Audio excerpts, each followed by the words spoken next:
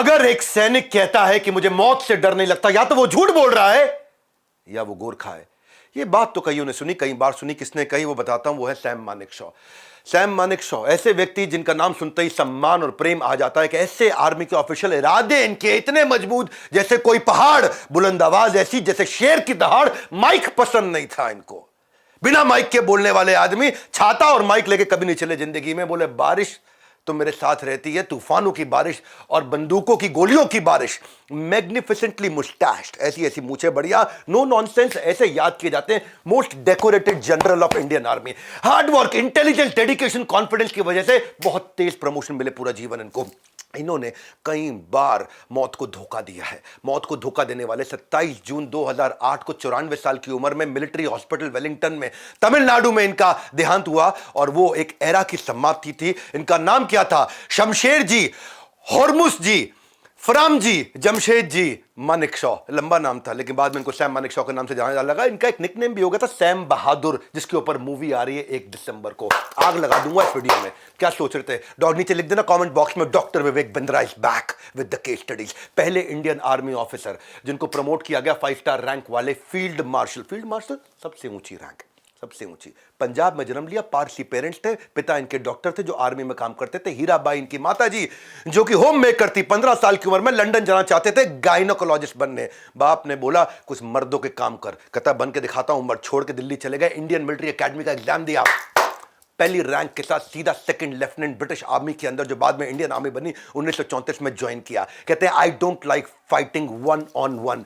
मैं 1-on-1 नहीं लड़ता, मैं 1-on-100 लड़ता हूं। हाँ, 1.25 लाख ना लिख कर लड़ा हुआ। ऐसी फिलॉसफी से पैदा हुए थे भाई साहब। इनकी जिंदगी सुनोगे ना दिमाग हिल जाएगा। क्योंकि doctor Vivek Bindra is back in action. लिख देना नीचे कमेंट बॉक्स में केस स्टडी पे केस स्टडी।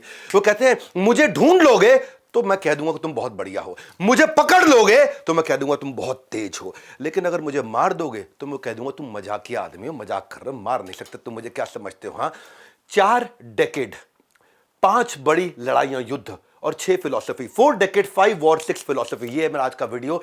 40 साल में लगभग 5 बड़े युद्ध करे, 6 बड़ी फिलॉसफी के साथ। आज 6 फिलॉसफी समझाऊंगा। World war 2, India partition war, Sino India war, India Pakistan war और India east Pakistan war. Bangladesh को जन्म देने वाले सैम मानेकशॉ। नमस्कार, विवेक बिंद्रा बोल रहा हूं, फाउंडर एंड सीईओ बड़ा business.com।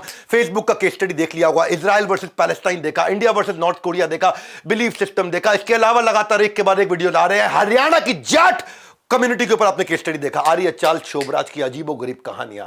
आ रहे हैं गुरु नानक देव जयंती पे, महाराजा अग्रसेन पे केस स्टडी ला रहा हूं, पृथ्वीराज चौहान पे ला रहा हूं। कमेंट बॉक्स में बता दो कौन कौन सी केस स्टडी देनी है। साथ में जरूर लिख देना doctor Vivek Bindra is back in action. Her Sunday सुबह 8 बजे सुन लो। शौर्य और साहस में बड़े थे, 5 ऐतिहासिक युद्ध लड़े थे। सैम मानेकशॉ अलग व्यक्ति हैं। ये वीडियो हर बच्चे को दिखाना है हमारे को देश के अंदर। आग लगा देंगे सीने के अंदर। हर बच्चे को ये वीडियो देखना बहुत जरूरी है। मैं कहते थे कि I regret that I have only 1 life to give for my country. ये चाहते थे मुझे हर जीवन मिल जाए जो देश को दे दूं। इनका जो नैक था ना प्लानिंग और कोऑर्डिनेशन का, वो बड़ा अद्भुत था। पता नहीं चाणक्य पंडित के दूसरे अवतार, लेकिन थे शक्ति में महाराणा प्रताप थे। एकदम एकदम छत्रपति शिवाजी महाराज की जय वाली फीलिंग थी इनकी। कंप्लीट अपनी टीम पर ट्रस्ट किया करते थे और ब्रेवरी थी बैटलफील्ड में। India finest military leader India is ever God. ये क्या कविता लिखी इन्होंने अपने बारे में? If I die on battlefield, अंग्रेजी में सुनना ध्यान से, If I die on the battlefield, box me up and send me home। अगर मैं युद्ध में मर जाऊं, बॉक्स मी अप, शहीद हो जाऊं, बॉक्स मी अप, मुझे डालना और घर भेज देना। Box me up and send me home, take my gun, put on my chest and tell my mom I did my best. कहते बंदूक रख के पुट ऑन माई चेस्ट, मेरी माँ को बता देना आई डिड माई बेस्ट। बहन के लिए बोले tell my sister not to get upset because if I did not rise after sunset. हाँ, अपसेट मत होना अगर मैं सनसेट के बाद नहीं उठा तो। क्या बोले? एंड टेल माई लव, मेरी पत्नी को बोल देना tell my love that I always be with her because I am an eternal Indian soldier. क्या समझे? ये सैम मानेकशॉ है। मिलिट्री क्रॉस का अवार्ड मिला, पद्म भूषण, पद्म विभूषण, पता नहीं भारत रत्न क्यों नहीं मिला। गुस्सा आ रहा है मेरे को बहुत। इनको भारत रत्न मिलना बहुत जरूरी है। लास्ट में सबको रिक्वेस्ट भी करूंगा, ट्विटर पे #कैंपेन चलाएंगे। Gallantry award, long service medal award, war medal award. भाई साहब 2 स्टार ऑन माय शोल्डर, कहते हैं 2 star on my shoulder are worthier than the millions of the stars in the sky. कहते हैं ये जो 2 तारे हैं, ये जो 2 तारे हैं, ये जो 2 तारे मेरे कंधे पे हमारे हैं, ये आसमान में हजारों तारों से भी ज्यादा मुझे बड़े बहुत प्यार करते थे। स्टैचू उनके नाम पे कई बन चुके हैं। वेलिंगटन में इनके नाम का स्टैचू जहां इन्होंने शरीर छोड़ा था इनके ऑनर में। मानेकशॉ अवार्ड के लिए नहीं बने थे, ये सुन लो भाई लोग, क्या बोलता हूँ, मेरा गुस्सा आ रहा। मानिक शॉ अवार्ड के लिए नहीं बने थे, बल्कि अवार्ड उनके लिए बने थे। हाँ, प्रधानमंत्री मोदी ने फ्लाईओवर बनाया उनके नाम पे, पोस्टेज स्टैंप यूनिफॉर्म में उनकी रिलीज करी गई, उनका स्टैचू हेडक्वार्टर पुणे कैंटोनमेंट में था। मानिक शॉ ब्रिज नाम का एक ऊटी के अंदर कोनूर रोड पे था। बहुत लीडरशिप लेसन से पांच छह दूंगा आपको मैंने। क्या बोला? 4 दशक, 5 बड़े युद्ध और 6 फिलॉसफी। पहली फिलॉसफी है healthy humour is hallmark of inspirational leadership. कितने मजबूत लीडर हो, लेकिन मजाक भी करना आना चाहिए, मुस्कुराना आना चाहिए, और टीम आपके साथ खुश रहनी चाहिए। 9 गोलियां लगी थी इनको वर्ल्ड वॉर 2 के दौरान, जब ये सैम वर्ल्ड वॉर 2 में ब्रिटिश एंड इंडियन आर्मी की तरफ से जापानीज सोल्जर से बर्मा में लड़ रहे थे ना। जापानीज सोल्जर ने, एक ही आदमी ने सीधा 9 गोलियां की छाती में ठोक दी थी। करेज देखो इनका। छाती में गोली खाने के बाद हंस रहे थे वहां पे। डेविड क्राउन ने अपना मिलिट्री क्रॉस उतार के सैम को पहना दिया, बोला ये जिंदा आदमी को पहनाया जाता है क्योंकि तुम शरीर छोड़ने वाले हो। सैम मानेकशॉ फिर मुस्कुरा दिया। उनका एक फेथफुल सिख सिपाही था शेर सिंह, वो उनको उठा करके ऑस्ट्रेलियन सर्जन के पास ले गया, बोला इनको बचाना, इनको बचाना। ऑस्ट्रेलियन सर्जन बोला ये नहीं बच सकते, अब इनका समय हो गया, 9 गोलियां जा चुकी हैं ये अब। और वो कब की बात कर रहे हैं, आपको 30s 40s की बात कर रहे हैं। उस समय कहां को इतनी सारी भयंकर सर्जरी के लिए इतने इक्विपमेंट नहीं होते थे वहां पर जाकर के जंगल के अंदर युद्ध के बीच में। पर फिर भी ऑस्ट्रेलियन सर्जन ने पूछ लिया, सैम क्या हुआ तुमको?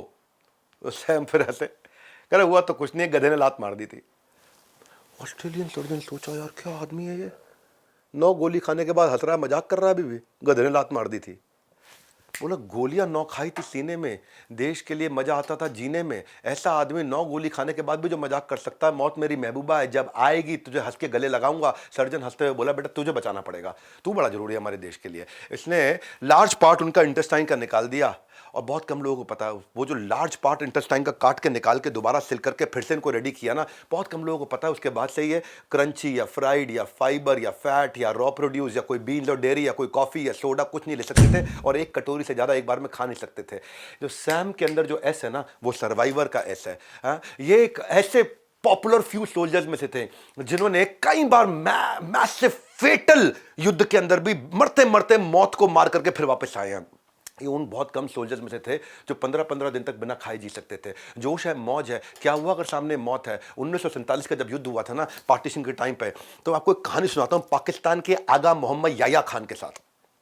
ये कहानी सुन के मजा आएगा आपको, ये कहानी सुन के आपका सीना चौड़ा हो जाएगा। थे बड़े अच्छे आदमी, दोस्तों के दोस्त थे। बात ये पार्टीशन से पहले की है। मोहम्मद याया खान जो बाद में चल के तीसरे राष्ट्रपति बने पाकिस्तान के, दोनों बैचमेट्स हुआ करते थे, क्योंकि तब तो इंडिया पाकिस्तान एक ही था, पाकिस्तान तो बाद में आया था। पार्टीशन के टाइम पे सैम मानेकशॉ इतने पावरफुल थे, आपको इसी बात से पता चलता है कि पाकिस्तान ने पूरी जान लगा दी थी इसको बोलने में कि हमारे देश आ जाओ, हमारे देश आ जाओ। ये बोला नहीं मैं भारत से लड़ूंगा। बहरहाल याया खान चले गए पाकिस्तान, कोई बात नहीं। याया खान पाकिस्तान जाने से पहले बोले सैम यार अपनी दोस्ती अच्छी है और तेरी बाइक उससे भी ज्यादा अच्छी है। बोला अच्छा एक काम कर, 1000 रुपये में अपनी बाइक दे दे, मेरे को बहुत पसंद है, साथ लेके जाऊंगा पाकिस्तान, वहां चलाऊंगा, थोड़ा इंप्रेस करूंगा।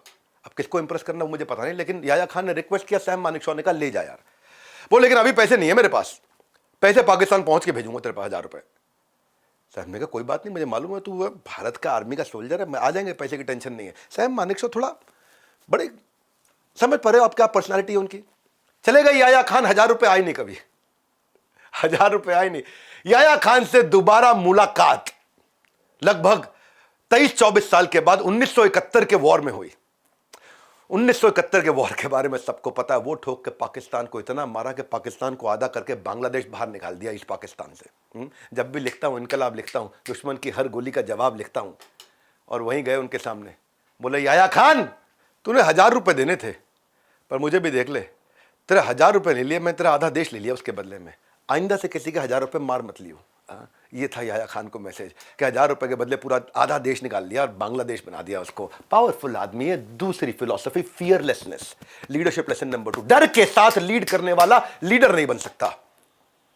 No man is a man until he has become a soldier. इनके लिए आदमी सोल्जर कैसे पता है? सैम एक बार कमांडिंग एक सिख कंपनी को कमांड कर रहे थे। 6 फुट 4 इंच का एक सिख सिपाही बड़ा सोन सिंह, और उसने अप्लाई किया था मुझको नायक रैंक के लिए, प्रमोशन होनी थी। सैम मानेकशॉ को अप्रूवल देना था प्रमोशन का, उन्होंने रिजेक्ट कर दिया।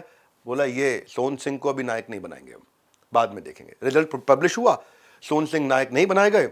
सोन सिंह जब नायक नहीं बनाए गए, 6 फुट 4 इंच का सिख सरदार, सैम मानेकशॉ छोटे से थे बेचारे, हाइट नहीं थी, सोहन सिंह ने जाकर बाहर सबको बोल दिया इसको तो गोली मार दूंगा। तो सूबेदार सैम के पास भागते हुए आए, सैम मानेकशॉ के पास, बोले साहब सोहन सिंह को हमने अरेस्ट कर लिया है क्योंकि वो कह रहा है कि वो आपको गोली मार देगा। गोली मारेगा मेरे को? मैं सूबेदार नायक नहीं बना तो गोली मारेगा मेरे को? सैम ने बोला बुला सोहन सिंह को। सोहन सिंह इधर आओ। सोहन सिंह भी आया, अब था 6 फुट 4 लेकिन थोड़ा गर्दन झुका करके आया। मैंने सुना तू मुझे गोली मारेगा? सोहन सिंह बोला नहीं साहब गलती हो गई, माफ कर दीजिए, माफ कर दीजिए, माफ कर दीजिए, गलती हो गई, ऐसे ही बोल दिया था, मैं गुस्सा आ गया था।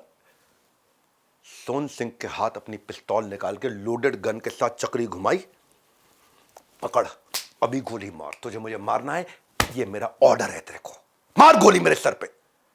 सोहन सिंह बोला साहब गलती हो गई, माफ कर दीजिए सर, गलती हो गई, माफ कर दीजिए। सैम मानेकशॉ को गुस्सा आया, थोड़ा ऐसे ऊपर करके खड़े हुए और जोर से चांटा मारा उसके मुंह पे, बोला भाग यहां से। सोहन सिंह चला गया। 3 घंटे के बाद सूबेदार फिर भागते हुए आया, साहब जी गड़बड़ हो गई, सोहन सिंह कह रहा है इसको कल मारूंगा गोली। उसने बोला दोबारा बोला उसको, सोहन सिंह तो क्या बोल रहा है, कल मारेगा मुझे गोली? गुस्से में सैम मानेकशॉ, नहीं साहब गलती हो गई, गलती। शट अप सोहन सिंह, आज तुम मेरे कमरे के बाहर पहरेदारी करोगे, मैं अंदर सोऊंगा और सुबह मुझे 5 बजे सोहन सिंह गरम गरम चाय के प्याले के साथ उठाने आओगे। और हुआ वो, सोहन सिंह सारी रात वहां पहरेदारी करता रहा और सुबह 5 बजे उठाया गरम प्याली चाय के साथ में। कई साल के बाद यह किस्सा तो खत्म हो गया, पर एक रिपोर्टर ने पूछा सैम मानेकशॉ क्या आपको डर नहीं लगा कि सोहन सिंह आपको गोली मार देता? सैम ने बोला यार आज पहली बार बताता हूं, अब रिटायरमेंट हो चुका है, डर बहुत लगा था मुझे, कांप रहा था मैं अंदर से, लेकिन अगर मेरी टीम को पता चल जाता ना कि मुझे डर लग रहा है तो पूरी रेजिमेंट बोलती हमारा साहब डरता है। हाँ, और उसके बाद वो उन्हें कभी कमांड नहीं कर पाता, लीड नहीं कर पाता। अपने डर को डराना और डर को मारने की जिम्मेदारी मेरी है। मानेकशॉ का मतलब क्या है? डर जिनसे डरता हो। मानेकशॉ का मतलब क्या है? मौत से जो लड़ता हो।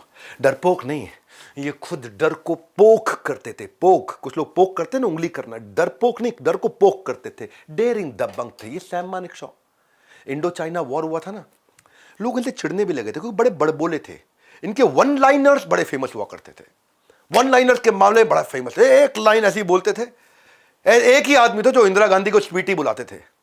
हाँ, तो इनके ना इस सब चक्कर में लोग इनसे काफी एनवियस हो गए और इनसे चिढ़ने लगे थे। इंडो चाइना वॉर जो था वो 62 के आसपास था। उस समय इनके खिलाफ इंक्वायरी चला दी गई कि ये ब्रिटिशर्स की तरह बोलते हैं, उनकी तरह स्मार्ट है, उनकी तरह एलोक्वेंट है, उनकी तरह जवाब देते हैं, उनकी तरह प्रेजेंटेबल है, उनकी तरह अनुशासित है, जरूर इनका आज भी ब्रिटिशर्स से कुछ लेना देना है। ऐसा नॉनसेंस एलिगेशन लगा दिया। इंक्वायरी बैठ गई। आर्मी की इंक्वायरी ना बड़ी सीरियस होती है। आर्मी की इंक्वायरी में सस्पेंड कर दिए, कॉर्पोरेट ऑफिसर्स की इंक्वायरी नहीं है, आर्मी की इंक्वायरी है। लेकिन जब इनको इंक्वायरी के कारण सस्पेंड किया गया और इंडो चाइना वॉर के अंदर हमारी हालत बहुत खराब हो रही थी, बहुत लॉसेस हो रहे थे, डिस्पाइट रनिंग इंक्वायरी प्रधानमंत्री नेहरू ने सैम मानेकशॉ को बुलवाया और उनको बोला सैम तुम जाकर के लीड करोगे इंडो चाइना वॉर में। वो बोले कि मैं तो इस समय मैं सस्पेंडेड हूं। बोले मुझे पता है तुम सस्पेंडेड हो, तुम्हारी इंक्वायरी खत्म, तुम जाके लीड करोगे। तब उन्होंने कमांडर्स के साथ एक मीटिंग करी और एक ही बात की, there be no more withdrawals, कोई पीछे नहीं हटेगा। वो एक बार जब तक वो पहुंचे, उनकी लेट एंट्री थी, तब तक वॉर खत्म हो चुका था। पर यह देश जानता था कि अगर जीतना और जिताना है ना तो सैम मानेकशॉ को ही लाना है।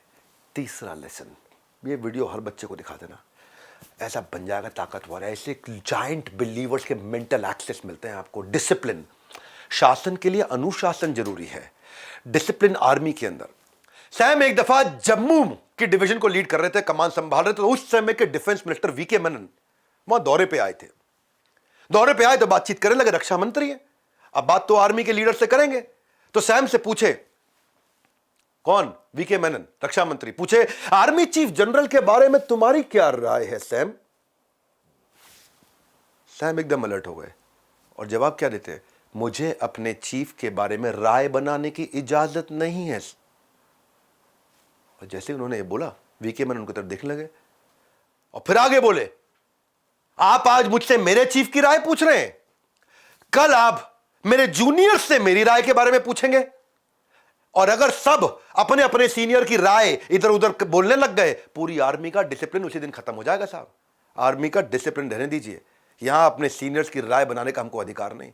बहुत डिसिप्लिन आदमी थे। वीके मेनन से गुस्सा खा गए थे, बहुत खुंदक खा गए थे, उससे में चिढ़ गए थे उनके इस जवाब को, उल्टा जवाब देने को। लेकिन बाद में क्योंकि रिस्पेक्ट इतनी करते थे ना, आदमी बहुत ईमानदार थे ये इनका मानना था हीरो जो है ना वो गली मोहल्ले में नहीं होते, हीरो आर्मी में होते हैं। 1975 की बात बताता हूं, सैम मानेकशॉ को एक बार इनवाइट किया गया एक अवार्ड फंक्शन में कि हीरोज को अवार्ड देना है। बोला ठीक है, हीरोज को अवार्ड देने आऊंगा, अग्री कर लिया इन्होंने। बाद में इनको पता चला वो फिल्म फेयर अवार्ड था, वहां फिल्म एक्टर्स को अवार्ड देना था, मना कर दिया इन्होंने। कहते हैं कि only an army officer deserve to get the real title of a hero. Manekshaw की नजरों में असली रियल हीरो वो है जो सरहदों पर लड़ता है, वो नहीं जो टीवी सीरियल में लड़ता है। चौथा लेसन, 6 फिलॉसफी दे रहा हूं। Don't be a people pleaser. Yes man is the disgrace to country. कई लोग होते हैं yes man, yes man, yes man. ये बोलते हैं यस मैन कौन होता है? ये हमारे देश के लिए शर्मिंदगी होता है। पूछ बनकर रहोगे, हमेशा पीछे रह जाओगे। चापलूसी वाले छाप नहीं छोड़ा करते। बात और बुलेट सीधा निशाने पर मारते थे। इसलिए जंग हो या टंग, इनसे जीतना आसान नहीं था। सैम मानेकशॉ की प्रधानमंत्री इंदिरा गांधी के साथ जो कॉन्वर्सेशन है वो बड़ी पॉपुलर रही है। बाद में उनको कई किताबों में कवर किया गया, बहुत सी किताबों में आई है। 1971 का जब वॉर हुआ, इंडो पाक वॉर जो था, सैम मानेकशॉ उससे पहले से ही बहुत पॉपुलर हुए जा रहे थे। और इंडो पाक वॉर में तो खैर बहुत पॉपुलर हो गए थे। पावरफुल इतने थे ना, इनको promotions, out of term promotions मिली थी। इनके कई सीनियर्स के साथ जंप कर करके ये आगे निकलते चले गए, तो वो बात फैलने लगी। और जैसे पाकिस्तान में होता है ना, आर्मी के लोग जो हैं तख्ता पलट कर देते हैं, तो इंडिया में भी ये खतरा लगने लगा। कई मिनिस्टर बोलने लगे इंदिरा गांधी को कि Shrimati Indira Gandhi, madam prime minister, ऐसा लगता है मैडम कि ये तख्ता पलट करेगा। सैम मानेकशॉ में वो दम है। तो पाकिस्तानियों को देख रहा तख्ता पलट करते करते, वहाँ कहीं आपको पता है आर्मी वाले वहाँ पे किसी दिन मन करता गवर्नमेंट खत्म कर देते हैं वहाँ पे। तो इंदिरा गांधी को जब कई लोगों ने बोला, उन्होंने सैम मानेकशॉ को बुलाया, सैम इधर आओ। और थोड़ी चिंतित थी, बोले सब लोग कह रहे हैं कि तुम तख्ता पलट करने के मूड में हो, तुम मेरे को हटा करके खुद इस भारत को लीड करना चाहते हो, प्राइम मिनिस्टर को हटा दोगे तुम। सैम ने प्राइम मिनिस्टर इंदिरा गांधी से बोला। अब वो किसने कहा? गांधी ने बोला मेरे मिनिस्टर इसके बारे में बहुत बातचीत कर रहे हैं। सैम ने बोला आपको क्या लगता है? इंदिरा गांधी बोली मुझे लगता है तुम ऐसा कर नहीं पाओगे। सैम मानेकशॉ बोले कर तो सकता हूं, तख्ता पलट कर तो सकता हूं, पर करूंगा नहीं। मेरी नाक भी लंबी है, आपकी नाक भी लंबी है, हम दोनों की नाक ऊंची और लंबी है। अच्छा यही रहेगा कि अपनी नाक दूसरे के काम में ना लेके आए, अपनी नाक ना लड़ाएं। You mind your own business, I mind mine. You kiss your sweetheart, I kiss mine. ऐसी बात श्रीमती इंदिरा गांधी से यही कर सकते थे। कि तुम अपनी स्वीट हार्ट को किस करो, मैं अपनी को करूंगी। मैं तुम्हारी पॉलिटिक्स में इंटरफेयर नहीं करूंगी, तुम मेरी आर्मी में इंटरफेयर मत करो। बहुत ही अद्भुत प्रकार के आदमी थे, यस मैन नहीं थे ये, कभी यस मैन नहीं। इनके लिए यस मैन डिसग्रेस था, मुंह पे तड़ाक थपाक ऐसे जवाब देते। बांग्लादेश का जो युद्ध हुआ था ना, Manekshaw was the key architect. Shortest Wars in the history. एक दफा 1971 अप्रैल की बात रही होगी, प्रधानमंत्री ने कैबिनेट मीटिंग बुलाई वहां पे और आकर के सैम को बताया कि त्रिपुरा, आसाम, वेस्ट बंगाल के चीफ मिनिस्टर खत लिख रहे हैं मुझको, चिट्ठी लिख रहे हैं। प्रधानमंत्री बोलती है इनको, वो क्या लिखते हैं चिट्ठी में कि 9 लाख से ज्यादा रिफ्यूजी बांग्लादेश से इस समय भारत के अंदर आ चुके हैं। भारत में इस समय नॉर्थ ईस्ट में उतने भारतीय नहीं जितने बांग्लादेशी आ चुके हैं अंदर, और पूरा का पूरा इस समय माहौल बिगड़ने जा रहा है। आप क्या कर रहे हैं इसके बारे में? सैम ने बोला आप क्या चाहती है, मैं क्या करूं इसके बारे में? प्रधानमंत्री कहती है उनको, उठो, टीम उठाओ और ईस्ट पाकिस्तान मार्च करो, घुल जाओ अंदर वाला करके, रोको सारे रिफ्यूजीज को। पाकिस्तान बांग्लादेश को जो कंट्रोल कर रहा था, बांग्लादेश नहीं था, वो ईस्ट पाकिस्तान था। मानेकशॉ बोले मैडम आप समझती हैं, madam prime minister, do you really understand कि इसका मतलब होगा युद्ध हो जाएगा? इंदिरा गांधी कहती है मुझे फर्क नहीं पड़ता युद्ध हो जाए ना होए, तुम जाओ वहां पे। तो मानेकशॉ बोलते हैं देखो आर यू रेडी? मैं रेडी नहीं हूं उस समय, क्योंकि सैम ने बोला मेरी आर्मी अभी देश के कोने कोने में पूरे भारत में बटी और फैली हुई है, और मिसेस प्राइम मिनिस्टर अगले कुछ महीनों के लिए अगर आप चाहते हैं कि हम युद्ध करें तो सारी रोड बंद करनी पड़ेगी, सारी रेल बंद करने पड़ेंगे, सारे रिसोर्स बंद करने पड़ेंगे, सबसे खाली आर्मी को इकट्ठा करके लाना पड़ेगा, जो एयरलाइन सारी आर्मी के लिए यूज होंगी सब कुछ आर्मी को देना पड़ेगा, तब जाके मैं सेना को इकट्ठा कर पाऊंगा। सेना इकट्ठा करना पॉसिबल नहीं है, मजाक है, इतने बड़े देश से मैं यहाँ पे खड़े कर दूं, सारे के सारे लोग कल आ जाओ, हाँ गिली गिली अप्पा ऐसे झू कर दूं, मतलब ये उतना ऐसा बोल सकते थे वो। शायद ऐसे नहीं किया होगा, पर आपको समझाने के लिए मैं बता रहा हूँ। फिर क्या बोले, अभी तो अप्रैल का महीना है, एक बार अगर हिमालयन रेंजेस के पास से सारे खुल गए ना और बर्फ वहां से गर्मी के बाद पिघल करके नीचे आई, तो वहां से चाइना आकर के अपॉर्चुनिटी लेगा, वो वहां से आकर अटैक करेगा, और 2 फ्रंट पे तो लड़ाई नहीं लड़ सकता अभी मैं। और एक बार मॉनसून शुरू हो गया, मॉनसून का मतलब समझ लीजिए, madam prime minister, east Pakistan में मॉनसून का मतलब होता है फ्लड, और अगर मॉनसून में अगर वहां फ्लड आ गया तो एक छोर से दूसरा छोर तो वैसे भी नहीं दिखता, हम केवल सड़कों पे लड़ पाएंगे, बाकी तो कहीं लड़ भी नहीं पाएंगे उस मौसम के कारण। और अगर आप फिर भी चाहते हैं कि मैं जाकर के लड़ूं, तो मैं गारंटी देकर के जाता हूं कि हम 100% हार के आएंगे। हां, और अगर मेरी सुन लोगे स्वीटी, तो मैं गारंटी देता हूं बांग्लादेश जिता के लाएंगे, ईस्ट पाकिस्तान खत्म करके आएंगे और पाकिस्तान को घुटनों पर डाल के लाएंगे। अब बताओ क्या ऑर्डर है? इंदिरा गांधी ने बोला मीटिंग डिसमिस्ड, सारे मिनिस्टर उठ के जाने लगे, सैम मानेकशॉ जाने लगे। तभी बोली वो, चीफ तुम रुक जाओ। ये रुक गए वहां, उनको लगा अभी बोलेंगे मुझे अकेले में कुछ। बोले इससे पहले कि आप मुझे कुछ बोले, मैं आपको रेजिग्नेशन दे देता हूं अपना, मेरा रेजिग्नेशन ले लीजिए। बोले नहीं नहीं नहीं, इतना गुस्सा मत खाओ, बताओ कितना टाइम चाहिए। मैंने बोला टाइम मेरे हिसाब से दो, जीत आपके हिसाब से होगी। और फिर जानते हैं कुछ महीनों की तैयारी के बाद ये स्ट्रेटेजिक टाइम पे सर्दियों के समय 3 दिसंबर 1971 93,000 सोल्जर घुटनों पे ला दिए थे। हाँ, ऐसी डिसाइसिव विक्ट्री कंट्री को ला करके दी थी कि बांग्लादेश का जन्म हुआ था, जिसके पीछे उसके जनक सैम मानेकशॉ कहें तो अतिशयोक्ति नहीं होगी, एग्जैजरेशन नहीं होगा। एक सच्चा लीडर पहली लड़ाई दिमाग में लड़ता है, उसके बाद जाके युद्ध के मैदान में लड़ता है। एक रात पहले युद्ध से जब इन्होंने तैयारी करी तो प्राइम मिनिस्टर ने बोला, आई यू रेडी? तो बोले I am absolutely ready sweetie. और ये बात केवल सैम बोल सकते थे। ये क्या कहते थे? ये कहते थे अगर मौत आ गई ना, हाँ, और मेरे जीतने से पहले मौत आ गई तो मैं मौत को मौत के घाट उतार दूंगा। ये कहते हैं we fight to win and win with a knockout. बोले मैं जीतने के लिए लड़ता हूं और सामने वाले को खत्म करने के लिए लड़ता हूं, क्योंकि ये वाली जो रेस है ना मैडम प्राइम मिनिस्टर, इसमें कोई सेकंड नहीं आता है। हाँ, इसमें कोई रन अप नहीं होता है, इसमें एक ही आदमी जीतता है, इसमें सेकंड प्लेस थर्ड प्लेस होती ही नहीं है, एक ही आदमी की प्लेस होती है, लीडरशिप लेसन नंबर 5। ये वीडियो ना लंबा कितना भी हो जाए, ये हर बच्चे को देश में दिखा देना, संस्कार बनेंगे ऐसे जो वीडियो गेम खेलने में लगे हुए हैं, जो इस समय आलतू फालतू बहुत सी रील देख रहे हैं, पतली कमरिया हाय हाय। 5वां लेसन सुनो, दुश्मन को मार गिराओ लेकिन इंसानियत जिंदा रखो। ऐसी इंसानियत थी इनके अंदर, बरसों तक इनकी इंसानियत याद रखी जाएगी। ये अपनी इन सर्च ऑफ विक्ट्री, ये अपनी मिलिट्री वैल्यूज को कभी नहीं छोड़ते थे। इन पे कोई उंगली नहीं उठा पाया आज तक कि इंडिया को इन्होंने जिताया अलग तरीके से। आर्मी को क्या बोलते थे, अगर तुम कितनी भी टफ फाइट क्यों ना हो तुम्हारी पाकिस्तान के खिलाफ, लेकिन अगर तुम्हारे को महिला दिख जाए सामने तो हाथ जेब में डाल देना, महिला और बच्चों का नुकसान नहीं होना चाहिए। जो पाकिस्तानी किया करते थे उस समय, जब पाकिस्तानी किया करते थे उस समय, जितने कंटिन्यूसली वहां पर रेप्स किए उन्होंने बांग्लादेशी महिलाओं को, क्या क्या नहीं किया। अपने जवान को बोलते थे महिला दिख जाए या तो हाथ ऐसे कर लेना या जेब में डाल लेना। प्रिजनर ऑफ वॉर जो थे ना, 90,000 सोल्जर पाकिस्तान के, जिनको उन्होंने सरेंडर कराया, जो घुटनों पे आए, उनको उन्होंने POW प्रिजनर ऑफ वॉर, उनको रहने के लिए पक्के घर दिए। भारत के जवान बाहर सोते थे, खेत में सोते थे। पाकिस्तान के जो सैनिक, जो प्रिजनर थे, जो सरेंडर कराए इन्होंने, वो अंदर सोते थे। इंडियन सोल्जर जमीन पे सोते थे, वो बेड पे सोते थे। जानते हैं ये पाकिस्तानी सोल्जर्स को उन्होंने खटमल से तकलीफ ना, उनसे पूछते थे जाकर के, तुम्हारे गद्दे पे खटमल तो नहीं है, मच्छर तो नहीं तुम्हारे गद्दे के ऊपर, तकिए पे कहीं खटमल तो नहीं है। और इंडियन जवान जमीन पर सोते थे। खाना जब बढ़ता था तो पहले पाकिस्तानी सोल्जरों को खाना मिलता था, बचा हुआ इंडियन को मिलता था। उनको वहां पे रखते हुए उनके हाथ में कुरान पकड़ाई, कुरान पढ़ो, अपने दिल और संस्कारों को बदलो।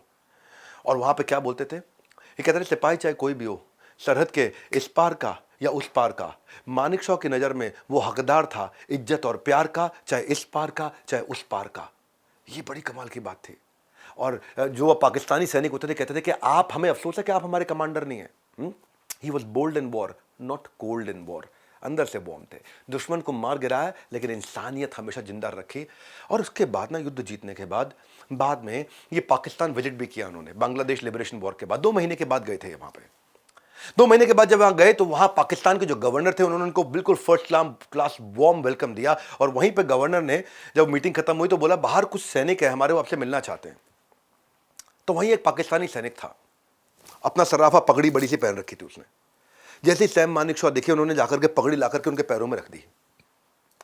सैम बोले मैं तो तुम्हें जानता भी नहीं हूं, कौन हो तुम? उठा के पगड़ी उनके वापस करी, उनको पहना दी। वो ऑफिसर की आंखों में आंसू थे और रो रहा था वो। हाँ, बोले कौन हो तुम, क्यों रो रहे हो भाई, मैं तुम्हें जानता भी नहीं हूं। तो बोले साहब मेरे 5 लड़के हैं और 5 के 5 मैंने पाकिस्तानी आर्मी में भर्ती कर दिए, और 5 के 5 आज बांग्लादेश में प्रिजनर ऑफ वॉर हैं। जिनको आपने हराया वो आज भी वहीं है। और मेरी उनसे लगातार चिट्ठी पे खूब वार्तालाप हो रही है, चर्चा हो रही है, फ्रीक्वेंटली मुझे उनसे लेटर्स मिलते हैं और मुझे बताया जाता है कि कैसे आप उनका ध्यान रख रहे हैं। आपने उनको कुरान दिया, आपने उनको गद्दे दिए, आपने उनको साफ बेड दिया, आपने उनको एंटी मस्किटो स्प्रे दिया, आपने उनको सुबह की चाय, दोपहर का नाश्ता, खाना सब दिया, साफ पीने का पानी दिया। आपके सैनिक सड़क पर सोते हैं, हमारे सैनिक बिस्तरे पे आराम से कमरे के अंदर पक्के मकानों में सो रहे हैं। तो ये उनकी तरफ देखने लगे, बोले हमारी गलती थी कि हमने सोच लिया कि हम आपको हरा देंगे। जिस देश के आर्मी का लीडर सैम मानेकशॉ जैसा हो, आपके जैसा हो, उसे तो उस देश को तो जीतना ही था। उस देश को कौन हरा सकता है? और हम ये बात कभी नहीं मानेंगे कि हिंदू लोग खराब होते हैं। आज हमने सीख लिया। कई बार हमारे यहाँ बोला जाता है कि इंडिया में गलत तरीके से व्यवहार किया गया। आज हम तो खुद अपनी आंखों से देख रहे हैं। सैम मानेकशॉ ने खैर बाद में आकर के भारत में भी बोली बात है कि मेरे को कई बार हमारे पॉलिटिशियंस ने बहुत गुस्सा किया कि तुमने पाकिस्तानी सैनिकों को अपने दामाद की तरह रख रखा है, हमारे सैनिकों को इतना ख्याल नहीं रखा। इनके कभी कभार इस व्यवहार से कुछ पॉलिटिकल लीडर्स, खासतौर से जो कांग्रेस के थे पुराने लीडर्स, उनके इनसे रिश्ते बहुत अच्छे नहीं रहे, जिसके कारण इनको बाद में वो इज्जत नहीं मिली जो उनको इज्जत मिलनी चाहिए थी। बहरहाल छठी इनकी philosophy, compassion not just passion. इनमें बहुत पैशन था, बहुत एनर्जी थी, बहुत पैशन था, पर साथ में कंपैशन भी था, बड़ा सॉफ्ट हार्ट भी था अपनी टीम के प्रति, अपनी टीम के साथ में बहुत हम्बल और बहुत हेल्पफुल थे। जब ये बटालियन के कमांडर थे ना, तो जैसे ही कोई नया जॉइनर आता था तो ये उसको रिसीव करने जाते थे, उसके बैग उठाते थे, कंधे पे बैग रख के उसके साथ साथ चलते थे। अब नया ऑफिसर आया, चेहरे से नहीं पहचान पा रहा है। उन दिनों इतना कोई सोशल मीडिया थोड़ी होता था कि फोटो वायरल हो रही है और देख पहचान रहे हैं वहाँ पे, है जी। ये आजकल तो किसी की भी फोटो वायरल हो जाती है, वीडियो वायरल हो जाते हैं। तो एक नया ऑफिसर आया, ये उनके बैग लेकर के उनके साथ साथ चल रहे, खूब गपिया रहे, बात कर रहे हैं उनसे, बढ़िया से आ रहे उनके साथ में। बैग ले जाकर उन्होंने कमरे में रखा उनको बताया साहब ये आपका बेड है, साहब यहाँ पानी है, यहाँ नाश्ते की सुविधा, यहाँ खाने की सुविधा, उनका पूरा डिटेल बताया, पूरा इंफॉर्मेशन दिया। तो वो बड़ा खुश हुआ कि यार यहाँ तो कितना अच्छे जवान है, हेल्प करते हैं। उसने से पूछ लिया कि ऑफिसर आप यहाँ क्या करते हैं? तो सैम ने उनकी आंखों में देखा और बोले मैं नए ऑफिसर जो आते हैं उनकी मदद करता हूँ, उनकी सेवा करता हूँ स्पेयर टाइम में, खाली टाइम में, अदरवाइज मैं इस बटालियन को कमांड करता हूँ। तो वो ऑफिसर एकदम स्पीचलेस हो गया और एकदम उसने बड़ी हेजिटेशन के साथ पूछा आर यू सैम मानेकशॉ? तो ये मुस्कुराए और बड़ा पोलाइटली बोले यस। इनका सेंस ऑफ ह्यूमर कमाल का था, अनुशासन बेमिसाल था। सामने वाला एकदम स्पीचलेस हो गया। 1971 में भी आपको इनकी मैं काइंडनेस की कहानी सुनाता हूँ। 1971 में बहुत मजा आएगा आपको। गोरखा रेजिमेंट को लीड किया करते थे मानेकशॉ। उनको बड़ी एक्साइटमेंट से देखते भी थे, उनसे मिलते थे, उनसे बात करते थे। गोरखा लोगों में बहुत दम होता है। जी साहब ऐसा तो बोलते हैं वो, हाँ बहादुर ऐसा बहुत बोलते हैं। तो लेकिन इनको देख के घबरा जाते थे क्योंकि बहुत जबरदस्त लीडर थे ये।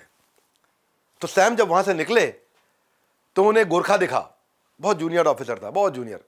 उनसे बोला गोरखा से बोले मुझे जानते हो, डू यू नो मी? तो गोरखा बोला जी साहब। बोला मेरा नाम क्या हो? व्हाट इज माई नेम, मेरा क्या नाम है? तो वो बेचारा घबरा गया और उनका नाम बड़ा लंबा सा, डिफिकल्ट था। मिक्स फीलिंग थी, एक्साइटमेंट भी था और नर्वस भी बहुत हो रहा था। तो सैम मानेकशॉ नहीं बोल पाया, बोला अचानक मुझे निकला सैम बहादुर साहब। तो ये बड़ा मुस्कुराए सैम बहादुर। उनको उसकी इनोसेंस बहुत अच्छी लगी, इतनी प्यारी लगी इनोसेंस कि सैम मानेकशॉ ने बड़े अच्छे से मुस्कुराया, उसको गले लगाया और गले लगा करके उसने बोला सैम मानेकशॉ ने कि आज से मैं अपना नाम सैम बहादुर ही रखूँगा।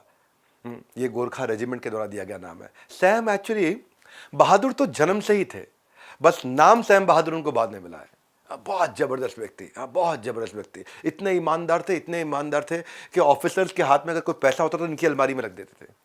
कई बार ऐसा होता था कि सूबेदार को अपनी जमीन बेचकर कैश मिला तो इनकी अलमारी में रख देते थे, इनकी बीवी उसका ध्यान रखती थी। सैम मानेकशॉ को आगे चल के जो है उतना सम्मान नहीं मिला, कारण है इनका बड़बोलापन। और इन्होंने एक बात मजाक में बोल दी थी जिसको लेके कांग्रेस के कई लीडर्स और हमारे भारत के कई लीडर्स और आर्मी के लीडर्स बहुत बुरा मान गए थे। बोली बात मजाक में थी। एक बार एक रिपोर्टर ने उनसे पूछा था क्या पाकिस्तान ने आपको इनवाइट किया था उनकी आर्मी लीड करने के लिए, लेकिन आप भारत में रुक गए, अगर आप पाकिस्तान चले जाते तो क्या होता? तो उन्होंने बोला पाकिस्तान में अगर मैं चले जाता तो पाकिस्तान सारे युद्ध जीत जाता। तो मुस्लिमों ने मजाक में ये बात बोली, पर कुछ लोगों को बात बहुत चुभ गई और इनके करियर में बाद में चल के बहुत दिक्कत हुई। ये एक व्यक्ति थे जो बोलते थे सर और मैम, खाली मैं प्रेसिडेंट ऑफ इंडिया को बोलूंगा क्योंकि आर्मी के असली हेड ऑफ डिफेंस सर्विस वही होते हैं। इसलिए इंदिरा गांधी को भी ये प्राइम मिनिस्टर बोलते थे, बाकी सब खाली मैडम मैडम मैडम बोलते थे। ये मिसेस प्राइम मिनिस्टर भी बोलते थे, उनको मैडम करके नहीं बोलते थे खाली। बड़े करेजियस व्यक्ति थे, सीधा आंखों में देख के प्राइम मिनिस्टर से बात करते थे, एक ही व्यक्ति जो आंखों में देख करके, और उनको रिवर्स मेंटरिंग भी कर देते थे। मिलिट्री ऑपरेशन ईस्ट पाकिस्तान के जो थे, रिवर्स मेंटरिंग करने वाले यही आदमी थे। लेकिन इनके आउटस्पोकन बिहेवियर के कारण मानेकशॉ को बाद में वो रिस्पेक्ट नहीं मिली जो उनको मिलनी चाहिए थी। और आज ये वीडियो मैं चाहता हूं, मूवी तो आने वाली है, इनकी मूवी आएगी, आप मूवी भी देखिएगा, लेकिन आज मैं चाहता हूं उनकी इस रिस्पेक्ट को हमारे को लौटाना चाहिए, देश को उनको याद जरूर करना चाहिए। हाँ, ये कैसे व्यक्ति, नेचुरली इनको कोल्ड शोल्डर मिला, मैं जानता हूं ब्यूरोक्रेसी से इनकी रिटायरमेंट के बाद।